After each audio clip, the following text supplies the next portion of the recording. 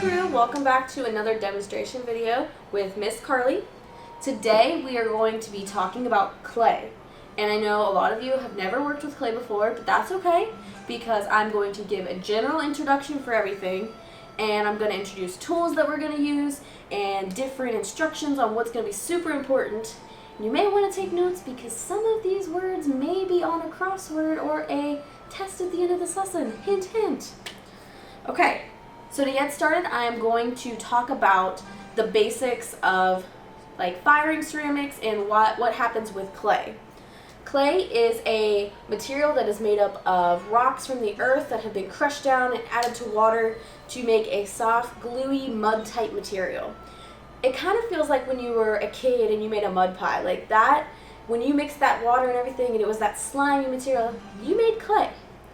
What we're going to do with that clay is make a pot. But I'm going again to introduce the basics of the clay. So what happens is we have our wet clay, and then what we'll do is we'll use all these tools and everything, make it into a pot, and we're going to fire it and make it bisqueware. Bisqueware will just be where we make the clay lose all of the moisture, all of the water that it was once in it, and make it bone dry, make it super, super hard so that it's ready to add glaze or paint to it again and then fire it again. For this lesson, we're only focusing on building our pots and then bisquing them. So we're not going to worry about the glazing or anything after that.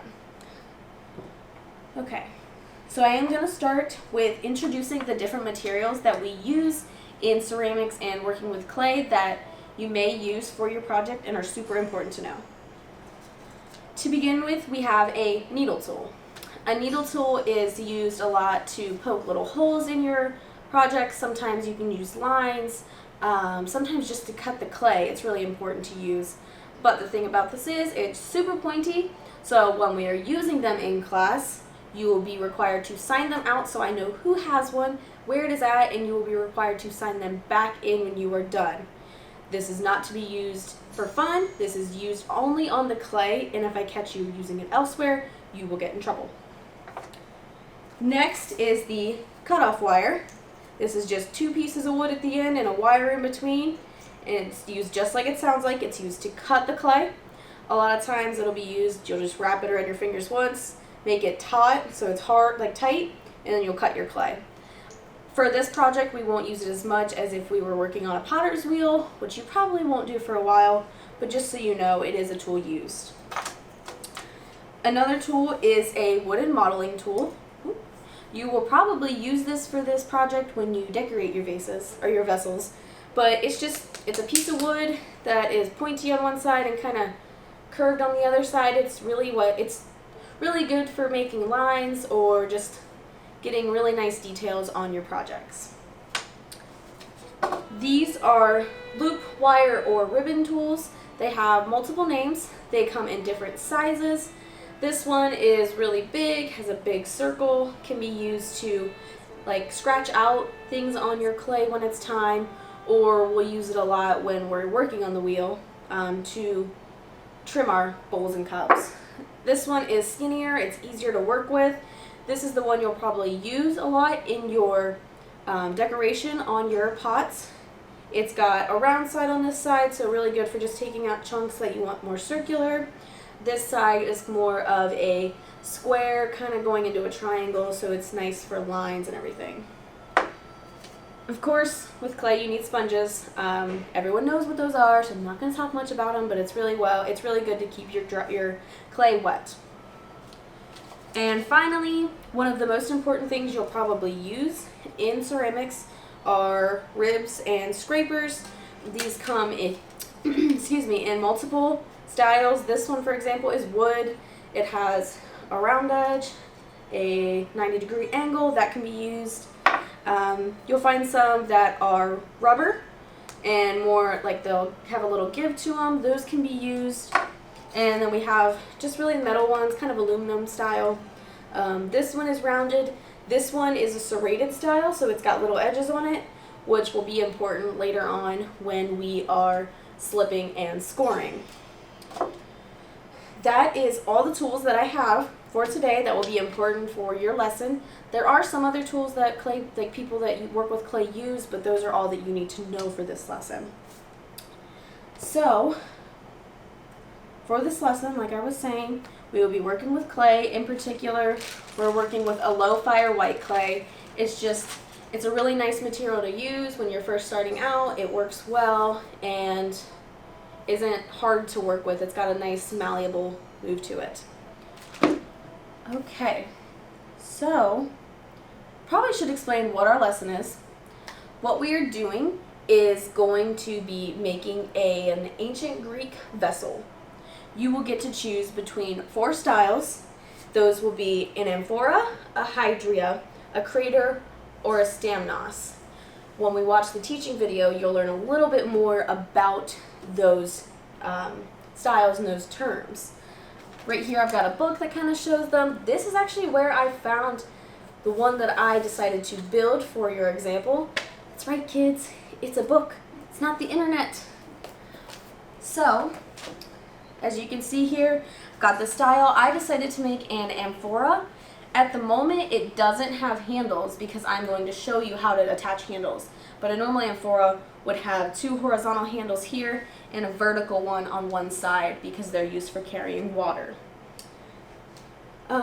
So in all, I've got all my tools for today. I've got my clay right here, and I've got a glass of water because that will be important for slipping and scoring, which we will get to a little later on, as well as just a normal size cup that you'll have in class that we'll use to trace the circle.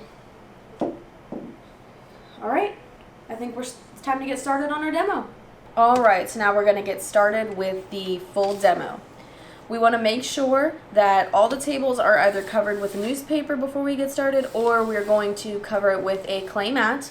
Newspaper is just really cheap and it's easy to lay down and use. Alright, so once again, I've got my clay sitting right here. I've got my cup of water, which will be very important. Got all my tools sitting beside me. I've got my ribs here. Really right now, the ribs are going to be the most important, and if you choose to use the cutting wire, that will be important to use. The others are just going to push to the side because we're not going to talk about those yet. So to get started, you want to take your clay. It's going to be a little rough to the touch, and you're going to do what's called wedging. Wedging is when you're just like kind of kneading it like bread, like you're getting bread ready. You're just going to knead it and get it nice and soft, okay? So we're just going to knead some. You can just make this fast as we're doing it. Alright, once you've got the clay kneaded, newspaper gets in your clay, that's fine. We'll just pull it out, and if it does get in there as you're working, it'll just burn out when we put it in the kiln. It's not too big of a deal. It's just because of the newspaper getting wet. Alright, so now that we've got that, the next thing we're going to do is make the base of our vase or vessel. And to do that, what we're going to do is either using the wire cutters, slice off a piece of the clay, or you can just rip it off. I find that a little easier. Get a little bit more. Depending on the vessel that you decide to build will depend on how big of a circle base that you need to create. For this demo purpose, I'm not going to make that big of a circle because there's no need to, as I just need to show you the basics of building. So again, I'm just making this soft. What you're gonna do is kind of make it into a little patty, kind of like if you're making a hamburger. Move these things. Once you've got that, you're going to put one hand down on the table, hold it in your other hand like this, and do a swinging motion. You'll bring it forward and then back. Your other hand will go back like this.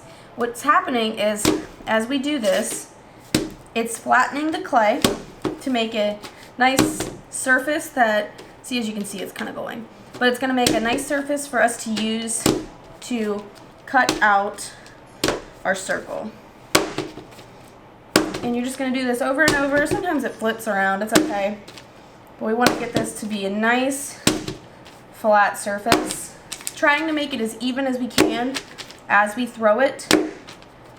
The goal is to get it about 1/4 of an inch thick You don't want it too thick as on the base because then it's a little hard to work with. It gets too heavy. You don't want it like that. When it gets a little bigger, I sometimes will use 2 hands just because it's better control on it. Do a few more.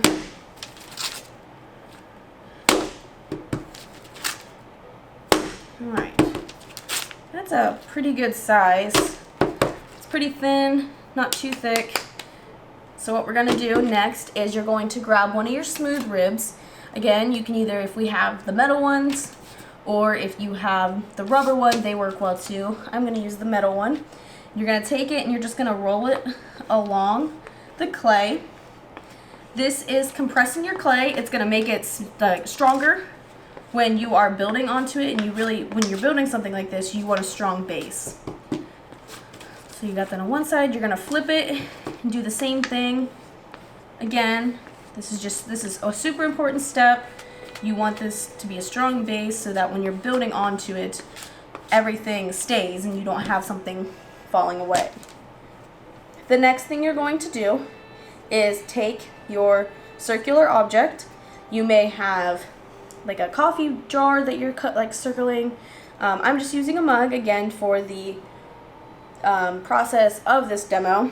If you were doing something bigger, like a big one like this size, you would want to use more clay, of course. This is just for the sake of the demo. I'm just going to set my mug on there. For this, I'm going to grab my needle tool to carve around it. You could easily use your wooden modeling tool for this as well. It's just a matter of preference. And you're just going to carve around it to carve out that clay and to get that circle underneath. My circle came out with my mug. That's okay. We'll just kind of work it out of there. So we're done with the mug. We can set it to the side. This clay we're going to keep and just smush back up because we'll use it in a few minutes. Now you'll see right here that we have a circular, not fully perfect circle, but that's okay, piece of clay slab that will be the base of our vessel. Alright, I'm going to set that to the side for now because the next thing we are going to do is make what is called a coil. A coil is just a piece of clay that has been squished and rolled out into a coil. It's really simple to do. You'll grab a piece of clay. I'm going to use what I just cut off from around my circle first, and you're going to squeeze it kind of like a lug, so it kind of looks like this. You're going to throw it on your table or set it down, and you're going to begin rolling it. This newspaper. So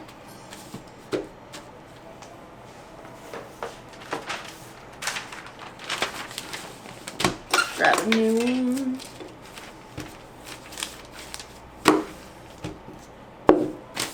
Alright, so now we're going to begin rolling it.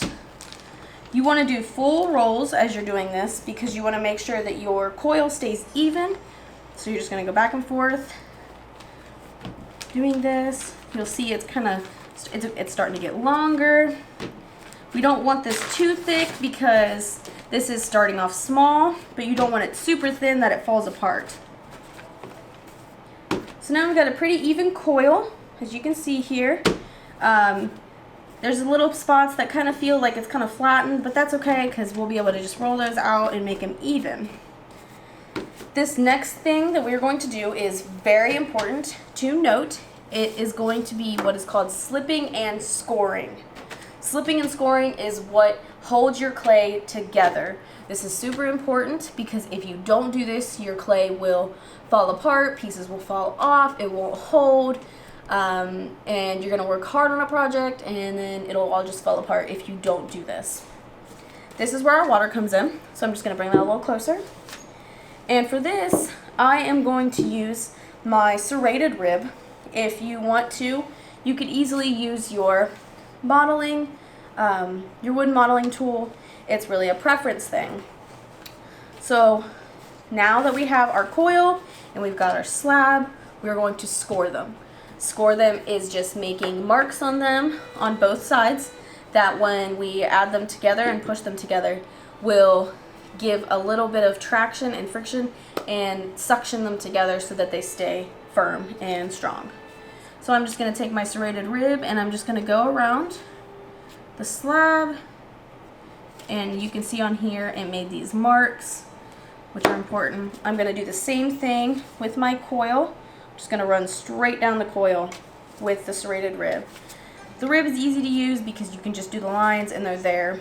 If you wanted to use the modeling tool, you would just make lines like this and then you cross those lines. You can see them right here.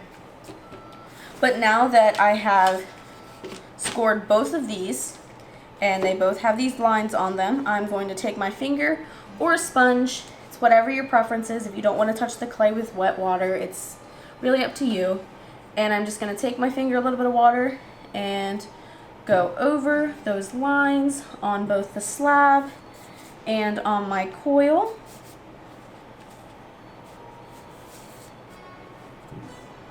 Alright. Once we do that, we can begin building our vessel. When you are building this vessel, you'll be able to have a picture of one next to you. So let's say I was building another hydria, or an amphoria like I did. I've got the picture of it right here in the book. I'm looking at the form of it, the shape. That's how I'm going to make my my project. So I'm going to look at that, and that's how I'm going to build my clay as I go up. I'm going to know that I'm going to need to start a little bit like wide, and I'm going to take it out and then in. So to start, I'm just going to take my coil, and where I made those marks and those marks there, I'm going to set them right on top of each other. I wrote a pretty long coil for this first one, so you're going to spin it, pull it around, and where it meets where you sat the first one, I will take my needle tool and just kind of cut it off right there. I'm going to set this coil to the side because I can still use it. And then I'm just going to join those pieces and I'm going to wiggle it. You want to make sure you wiggle each other, like the clay on each of them, because that will make sure that the water you did and the marks join together and have a strong bond. And then I'm just going to keep repeating that. I'm going to make those score marks. There's already score marks on this one on my coil, so that's fine. I'll just add a little bit of water. You don't want to drench it because this is already pretty wet. And I'm going to build it right on top of that one. Just as I did before, meet the ends, just push them together, and wiggle. That is super important, again, because if you don't have these done and you don't have it in the ridges, it will not hold and it will fall apart. So we're going to make some more coils. Again, we're going to kind of roll it a little, squeeze it to get that lug, and then make that coil. Goodness.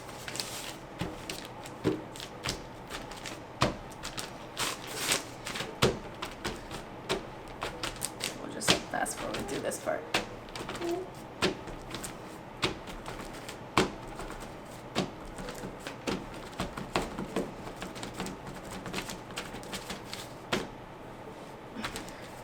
So for these next couple coils, I'm going to just do the same thing. We'll speed up the video so you don't have to watch it all.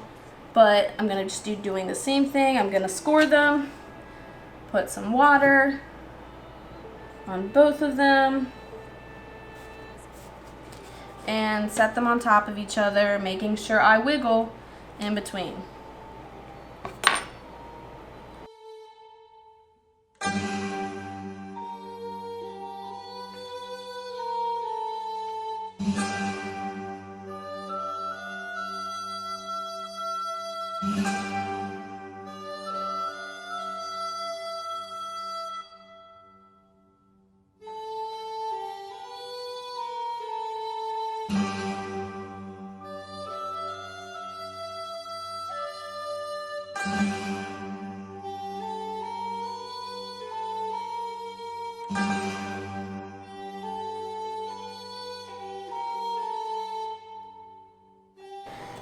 Okay, now that you got a nice base built, this is just starting to go up on it. It's starting to take form.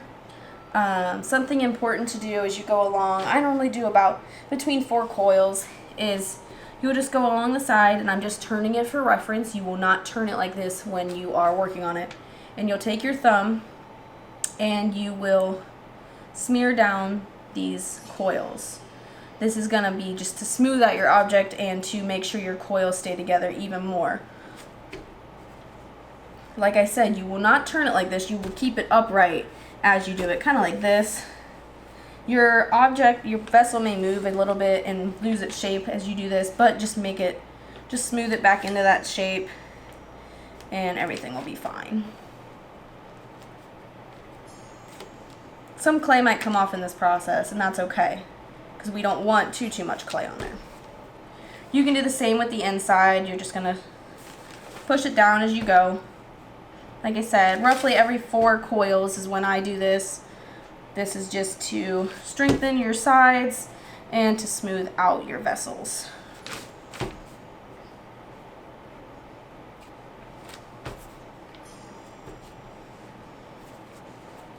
Okay, and then after those, I'm just gonna kind of get my vessel back into shape in my circular form.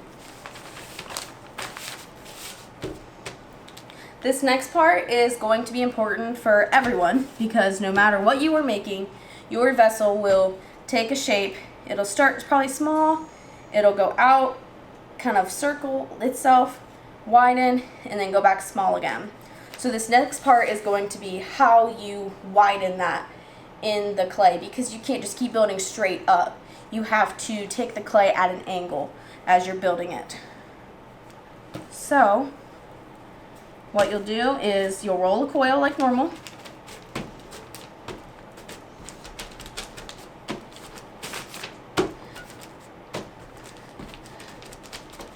And once you get that clay rolled, you'll do the same as you did. You will score it both sides both on your pot and on here. But the difference this time is on your coil will be like you normally did, but on your pot, rather than doing it straight on the lip like you've been doing, you'll do it more on the outside of the rim. That way, when we add our coil the next time, it's starting to go on the outside and starting to bow out like we want it to create that round shape. So as I'm going to do it, I'm going to set it on the outside and go out. And you can already see on here it's starting to go out. When we smooth it, it'll look even more like it's doing that. And that will be how we make our vase bowed out and to get that shape that it's supposed to have.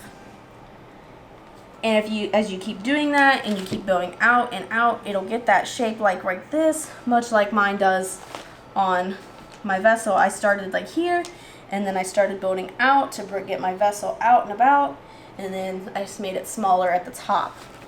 To make it smaller is just going to be the opposite of that. You'll make your slit mark or your score marks on the inside and take it inside as you begin to close it. I think that is all I have for your coil building. That is what you'll do. You'll just roll out your coils, you will score them, you will put water on them and make sure you wiggle as you add them. This is a process that you will not get done in one day. There will be a point when you reach in your building that your clay will become too wet and might begin to collapse on you.